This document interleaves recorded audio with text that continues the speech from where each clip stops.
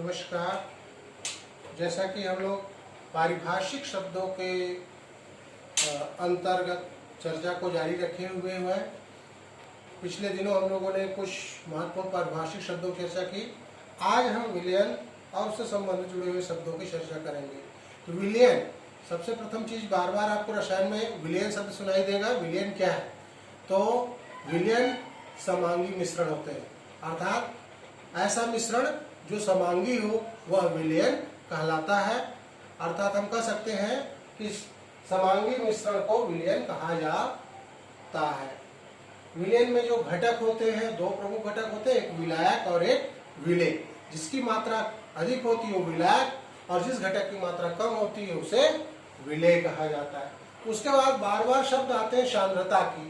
किसी भी विलयन में सामान्य रूप से बार बार सांद्रता से संबंधित माने बातें आपको सुनने को मिलती हैं, जैसे तनु विलयन, सांद्र विलयन। इससे आशय क्या है? तनु विलयन, सांद्र विलयन, आशय यह है कि अगर किसी विलयन में विलेय की मात्रा अर्थात घुलने वाले पदार्थ या मिलाए जाने वाले पदार्थ की मात्रा बहुत ही अल्प हो, ऐसा विलयन तनु विलयन की श्रेणी में आता है। लेकिन वहीं पर अगर विलेय पदार्थ की मात्रा अधिक हो तो वो सांद्र विलयन की श्रेणी में आता है। उसके बाद एक और शब्द आता है अतिसंतृप्त विलयन, असंतृप्त विलयन।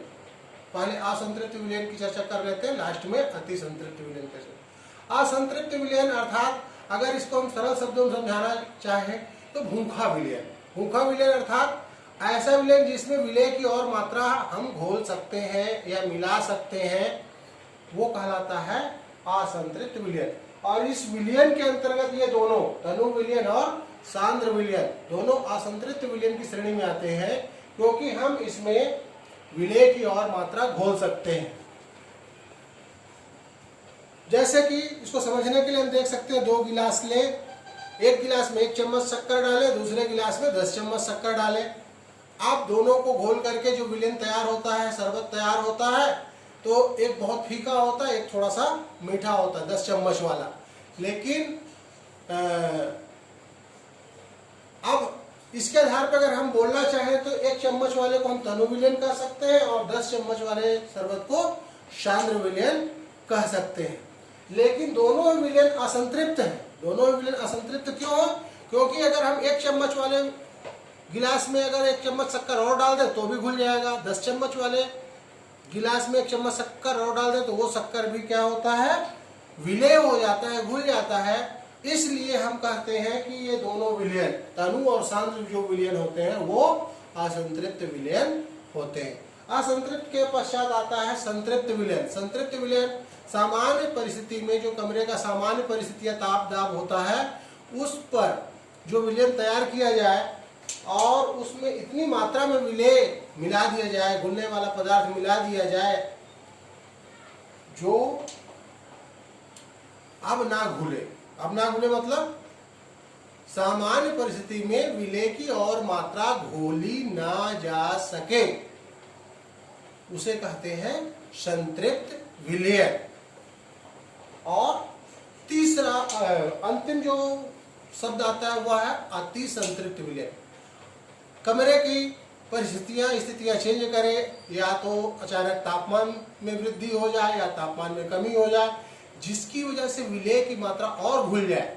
अर्थात हम इसे एक सरल शब्द देना चाहें तो दे सकते हैं कि अति संतृप्त विलयन, अति संतृप्त विलयन ऐसे विलयन है जिसमें विलेय की मात्रा संतृप्त विलयन की तुलना में अधिक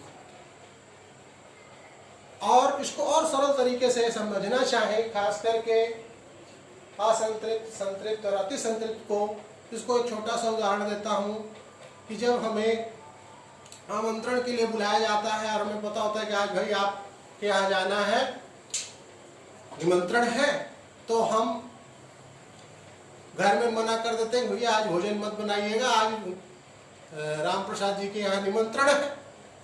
आज जब हम आपके यहाँ निमंत्रण के लिए जाते हैं उस वक्त भोजन का समय रहता है, हम भूखे रहते हैं, आप भोजन लाते हैं, बड़े प्रेम से खाते जाते हैं, वो अवस्था हमारी क्या कहलाती है?